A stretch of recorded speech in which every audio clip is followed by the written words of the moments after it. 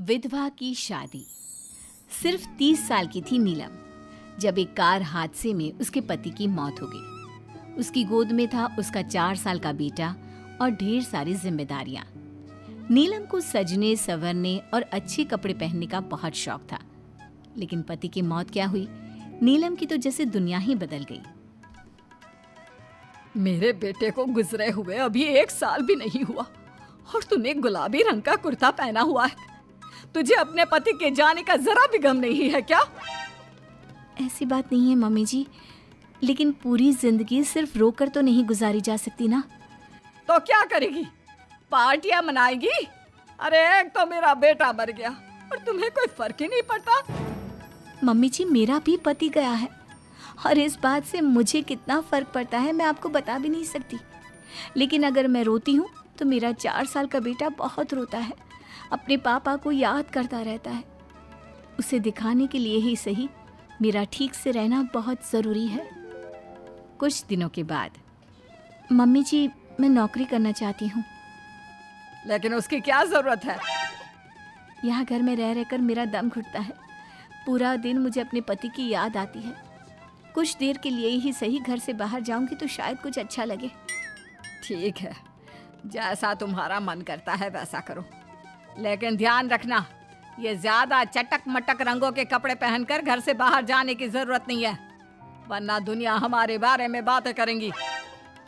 अपनी सास की बात मानकर नीलम सफेद रंग के कपड़े पहनकर ऑफिस जाना शुरू कर देती है। ऑफिस में नीलम की एक सहेली बनती है, दिव्या। नीलम, तुम हमेशा ये सफेद कपड़े पहनकर क्यों आती हो? दिखने में इतनी सुंदर हो, जॉब करती हो, तुम्हें अच्छे से रहना चाहिए। तुम्हें तो पता ही है, 1 साल पहले मेरे पति की मौत हो गई और इसीलिए मेरे ससुराल वालों ने कहा है कि मुझे सिर्फ सफेद कपड़े ही पहनने चाहिए, वरना लोग मुझे गलत समझेंगे। लोगों के हिसाब से तो अपनी जिंदगी जीना ही गलत है, लेकिन तुम कब तक ऐसे रहोगी? जो हो गया उसे भूल जाओ। मेरा भी बहुत मन करता है कि तुम लोगों की तरह रंगीन कपड़े पहनूं, अच्छे कपड़े पहनकर तैयार होकर रहूं, लेकिन फिर मोहल्ले वाले और रिश्तेदार मेरे बारे में उल्टी सीधी बातें बनाने लगते हैं। देखो, तुम जॉब करती हो, तुम्हें लोगों की बातों की परवाह नहीं करनी चाहिए। अगले दिन नीलम जाने के लिए तैयार होती है और रंगीन कपड़े पहन लेती है। ये देखकर नीलम की सास को गुस्सा आ जाता है। देखो बहू, तुम्हें समझाया था ना, अब तुम विधवा हो, तुम्हें ऐसे रंगीन कपड़े नहीं पहनने चाहिए। मम्मी जी, अगर मेरे पति की मौत हो गई तो इसमें मेरी क्या गलती? और सफेद कपड़े पहनने से आखिर क्या हो जाएगा? क्यों नहीं पहन सकती मैं रंगीन कपड़े? क्योंकि सफेद रंग विधवाओं के लिए बना है और तुम्हें रंगीन कपड़े पहनने का अब कोई हक नहीं है। तभी वहां पर नीलम की सहेली दिव्या आ जाती है। वो नीलम की सास की सारी बातें सुन लेती है। आंटी जी, विधवा होने का मतलब ये तो नहीं कि इंसान अपनी जिंदगी जीना छोड़ दे और रंगीन कपड़े पहन लेने से क्या हो जाएगा। एक विधवा लड़की बाकी के सारे काम तो करती है ना, खाना खाती है, घर के काम करती है, फिर रंगीन कपड़े क्यों नहीं पहन सकती? वो इसलिए ताकि विधवा होने के बाद किसी दूसरे आदमी की नजर में ना आए। अरे रंगीन कपड़े पहनेगी तो सुंदर लगेगी, फिर कल को आकर कहेगी मुझे दूसरी शादी करनी है, तब हम क्या करेंगे? हाँ तो ठीक है ना, इसमें गलत क्या है? एक विधवा को अपनी जिंदगी जीने का पूरा अधिकार होता है, नीलम को भी है। चलो नीलम, तुम यही कपड़े पहनकर मेरे साथ चलो। नीलम रंगीन कपड़े पहनकर अपनी सहेली दिव्या के साथ ऑफिस चली जाती है। कुछ इसी तरह दिन बीतने लगते हैं, लेकिन अब पति के जाने के बाद नीलम बहुत उदास रहने लगी थी। क्या बात है, तुम इतनी उदास क्यों रहती हो? देखो, नए दोस्त बनाने चाहिए, लोगों से बात करनी चाहिए। तुमने देखा ना, कितनी मुश्किल से सफेद रंग के कपड़ों से मुक्ति मिली है, और अब रंगीन कपड़े पहनूंगी, दोस्त बनाऊंगी तो समाज मुझे वैसे ही जीने नहीं देगा। इस मामले में तुम्हें समाज की परवाह नहीं करनी चाहिए नीलम। लोगों का काम क्या है? बातें बनाना ही तो है। कुछ दिनों के बाद नीलम के ऑफिस में एक लड़का आता है। उसका नाम अमर था। वो धीरे धीरे नीलम को पसंद करने लगता है और एक दिन वो नीलम से कहता है, नीलम, तुम मुझे बहुत अच्छी लगती हो, मैं तुमसे शादी करना चाहता हूँ। लेकिन अमर, मैं एक विधवा हूँ और मेरा 4 साल का एक बच्चा भी है। मैं तुमसे शादी नहीं कर सकती। मुझे तुम्हारे विधवा होने से कोई फर्क नहीं पड़ता। मुझे तुम एक अच्छी इंसान लगी और इसीलिए मुझे तुमसे शादी करनी है। लेकिन मुझे मेरी फैमिली से इस बात की परमिशन कभी नहीं मिलेगी। तुम उसकी चिंता मत करो, मैं तुम्हारे घर आकर बात करूंगा। कुछ दिनों के बाद अमर नीलम के घर पहुंचता है। नमस्ते आंटी जी, मैं अमर हूँ। मैं आपकी बहू नीलम से शादी करना चाहता हूँ। मुझे तो पहले से पता था। पहले तूने विधवा वाला सफेद रंग छोड़कर ये रंग बिरंगी कपड़े पहनने शुरू किए और अब तेरा चक्कर भी चल रहा है। नहीं मम्मी जी, आप गलत समझ रही हैं। मैंने ऐसा कुछ नहीं किया। अगर ऐसा कुछ नहीं किया तो फिर कौन है ये लड़का, और यहाँ हमारे घर तेरे साथ शादी करने की बात करने क्यों आया है? आप नीलम को गलत समझ रही हैं। मैं नीलम को पसंद करता हूँ और उससे शादी करना चाहता हूँ। उसने मुझसे कभी ऐसा नहीं कहा। चले जाओ हमारे घर से। हमारे यहाँ पर विधवा बहुओं की शादियाँ नहीं करवाई जाती। समझ में आई बात? अमर वहाँ से चला जाता है और नीलम की सास उसे बहुत उल्टा सीधा सुनाती है। कुछ दिनों के बाद पड़ोस में एक शादी होती है। वहाँ पर सारी औरतें तैयार होकर आती हैं। नीलम की सास भी उसे वहाँ पर चलने के लिए कहती है। नीलम सफ़ेद रंग के कपड़े पहनकर अपनी सास के साथ वहाँ पर जाती है, क्योंकि ऐसा उसकी सास ने कहा था। पर सारी औरतें काफ़ी सुंदर तैयार होकर आई थी। देखो तो मेरी साड़ी का कलर कितना सुंदर है, तुम्हें पसंद आया? और ये देखो मेरे कंगन, पिछले महीने ही दिलवाए थे मेरे पति ने। कितना अच्छा डिजाइन है ना? अरे तुम्हारी मेहंदी तो दिखाओ, रंग तो बहुत सुंदर आया है। लगता है तुम्हारा पति बहुत प्यार करता है तुमसे। और नहीं तो क्या। और वैसे भी ना, मुझे मेहंदी का ये लाल रंग बहुत पसंद है। अरे जरा उधर तो देखो, ये नीलम वहाँ पर क्या कर रही है? हम सबके बीच में विधवा का क्या काम? अरे इसका यहाँ होना तो मनहूसियत है। इसकी सास को इतना भी नहीं पता कि इसे यहाँ नहीं लाना चाहिए था। ऐसे सफेद कपड़े पहनकर बैठी हुई है, दूर से पता चल रहा है कि उसका पति मर गया। नीलम की सास ये सारी बातें सुन लेती है और फिर अपनी बहू के उदास चेहरे की तरफ देखती है। नीलम की सास को इस बात का एहसास होता है कि उसने अपनी बहू के साथ अच्छा नहीं किया। घर आने के बाद, नीलम, जरा मेरे पास आना बेटा। क्या हुआ मम्मी जी? मुझसे कोई गलती हुई है क्या? लो बेटा, बहुत सुंदर सुंदर और रंगीन साड़ियाँ हैं, ये सब तुम्हारे लिए। और सुनो, वो जो लड़का उस दिन घर आया था ना, क्या नाम था उसका? अमर। उसे कहना कि वो मुझसे आकर मिले। लेकिन अचानक क्या हुआ मम्मी जी? सब ठीक तो है ना? आप ये कपड़े मुझे क्यों दे रही हैं? और अमर से क्या काम है? बेटा, मेरे बेटे की मौत के बाद भी तुम मेरा इतना ख्याल रखती हो, नौकरी करती हो, पैसे कमाती हो। आज जब उस शादी में मैंने दूसरे लोगों की बातें सुनी, तब मुझे इस बात का एहसास हुआ कि विधवा होने के बाद भी तुम्हें जीने का अधिकार है। मम्मी जी, मैं कुछ समझी नहीं। देखो बेटा, जो चला गया वो चला गया, लेकिन आज के बाद तुम रंगीन कपड़े पहनोगी, खुश होकर रहोगी। और हाँ, मैं खुद तुम्हारी शादी अमर के साथ करवाऊंगी। लेकिन मम्मी जी, आप ये सब क्यों कर रही हैं? मैं तो आपके कहने पर सफ़ेद कपड़े पहनकर शादी में गई थी। वही तो बेटा, मुझे अच्छा नहीं लगा। और ऐसा तो किसी किताब में नहीं लिखा कि विधवा होने के बाद एक लड़की को सिर्फ सफ़ेद कपड़े पहनने चाहिए। अगर तुम ससुराल में रहकर अपनी जिम्मेदारी उठा सकती हो, तो फिर अपनी जिंदगी में सारी खुशियों पर भी तुम्हारा अधिकार है। नाचने वाली से शादी। दिनेश एक बार अपने दोस्त अमर की शादी में उसके गांव गया। दिनेश और उसके दोस्त शादी में जमकर मजे कर रहे थे। अमर की शादी में एक नाचने वाली लड़की भी आई थी, जिसका नाम था अमृता। उसका नाच देखकर वो लड़की दिनेश को बहुत पसंद आ जाती है। जब वो लड़की शादी में डांस करके वहाँ से जाने लगती है, तो दिनेश उसके पास जाता है। देखो, तुम मुझे बहुत पसंद हो, तुम बहुत अच्छा डांस करती हो। जी शुक्रिया, डांस की बात तो सही है, लेकिन आप मुझे पसंद करते हैं, ये बात समझ में नहीं आई। इसमें समझना कैसा? मैं तुमसे शादी करना चाहता हूँ।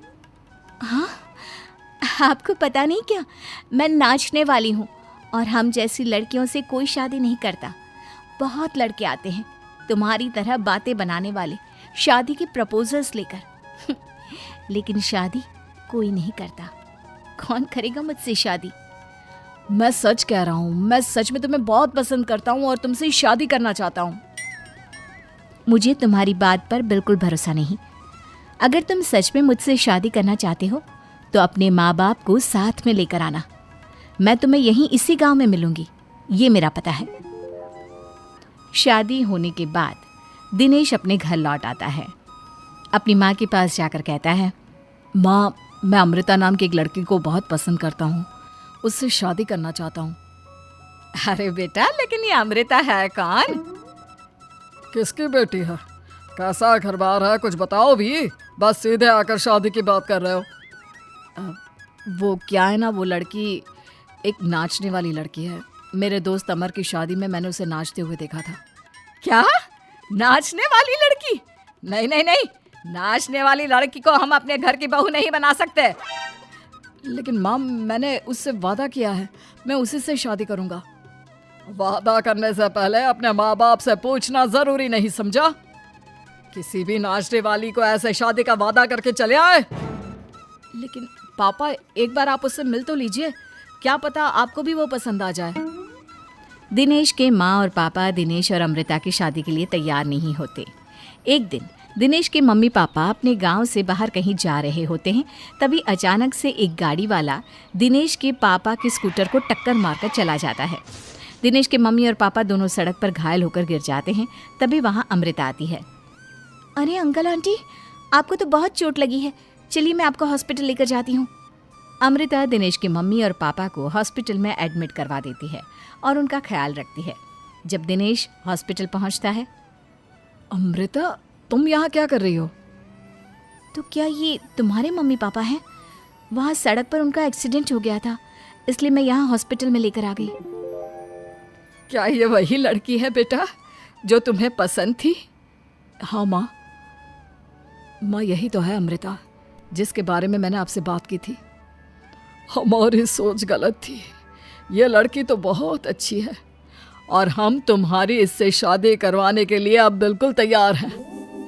उसके बाद दिनेश और अमृता की शादी हो जाती है। अमृता एक नाचने वाली थी और इसलिए वो किसी भी तरह की आवाज़ पर नाचना शुरू कर देती। एक दिन जब वो किचन में खाना बनाते वक्त झूम झूम कर नाच रही थी। अरे बहू, तुम यहाँ किचन में खड़ी होकर डांस क्यों कर रही हो? यहाँ कौन सा गाना बज रहा है? मम्मी जी, वो कुकर की सीटी का म्यूजिक है ना, बस उसी पर डांस कर रही थी। आप भी सुनिए ना, कितना अच्छा म्यूजिक है। अरे अब कुकर की सीटी पर कौन डांस करता है? अजीब नाचने वाली बहू मिली है। माना दिल की अच्छी है, लेकिन कुकर की सीटी पर भी नाचती है। भगवान भला करे। कुछ दिनों बाद दिनेश के पड़ोस वाले घर में कंस्ट्रक्शन का काम चल रहा था और सारा दिन मजदूरों के हथौड़े चलाने की आवाज़ आती रहती। उस आवाज़ की वजह से अमृता घर का सारा काम छोड़कर डांस करती रहती।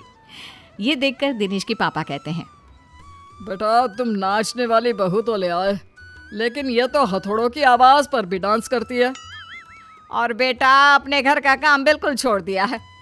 सारा दिन बस मजदूरों के औजारों की आवाज़ पर डांस करती रहती है। कल मैंने एक गिलास पानी मांगा था तो मुझसे कहती है, पापा बाद में देती हूँ, अभी तो डांस कर रही हूँ मैं, डिस्टर्ब मत करो। माँ पापा, आपकी बात सही है। अमृता के ऊपर तो डांस करने का नशा कुछ ज़्यादा ही सवार हो गया है।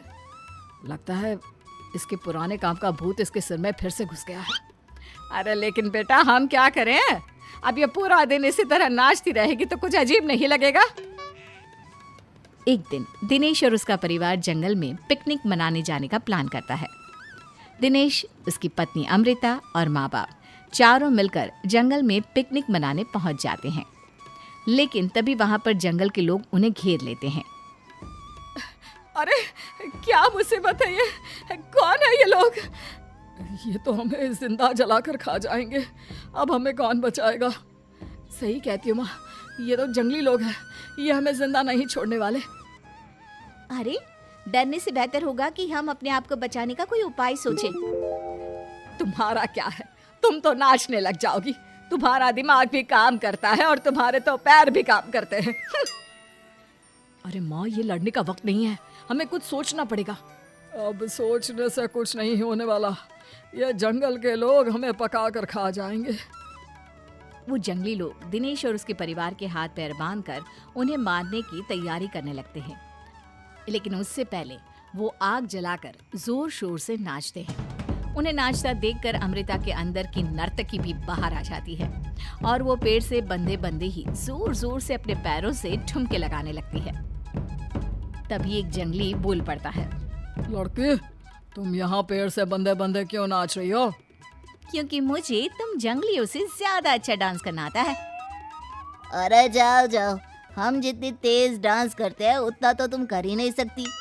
लगा लो शर्त। अच्छा ठीक है, लगी शर्त। अगर तुमने हमसे ज्यादा अच्छा और तेज डांस किया तो हम तुम्हारे परिवार को जिंदा छोड़ देंगे। और अगर तुम हार गई तो हम तुम सबको जिंदा जलाकर खा जाएंगे। अच्छा ठीक है, मुझे तुम्हारी शर्त मंजूर है। अब बजाओ तुम्हारा जंगली ढोल, देखते हैं कौन कितना डांस करता है। वो जंगली लोग जोर जोर से ढोल बजाकर नाचना शुरू कर देते हैं। दिनेश और उसका परिवार उनके नाच की स्पीड देखकर दंग रह जाता है। अमृता भी उनके साथ बराबर से नाचने की कोशिश कर रही थी। धीरे धीरे अमृता ने अपने डांस की स्पीड को कम कर दिया। क्या हुआ, हवा निकल गई तुम्हारी? बढ़िया है हमसे जीतने वाली। बस 1 मिनट रुक जाओ, तुमको तो मैं अभी बताती हूँ। अब तक अमृता धीरे धीरे नाच रही थी ताकि वो सारे जंगली थक जाए और अमृता बाद में जोर जोर से डांस करके उन्हें हरा दे। और ऐसा ही हुआ। अमृता ने अब तेज स्पीड से नाचना शुरू कर दिया। सारे जंगली अब तक थक चुके थे। देखा, अब पता चला कौन ज्यादा अच्छा और तेज नाच सकता है। हाँ हाँ, तुम ही हमसे ज्यादा अच्छा और तेज डांस करती हो। हमने मान लिया, बहुत थक गए, बस भी करो। अरे अभी कहाँ से बस करो, तुम कहो तो मैं दिन रात लगातार नाच सकती हूँ। हम तुम्हारे आगे हार मानते हैं, तुम अपने परिवार को लेकर यहाँ से चली जाओ। देखा माँ, आज नाचने वाली बहू ने हम सबकी जान बचा ली।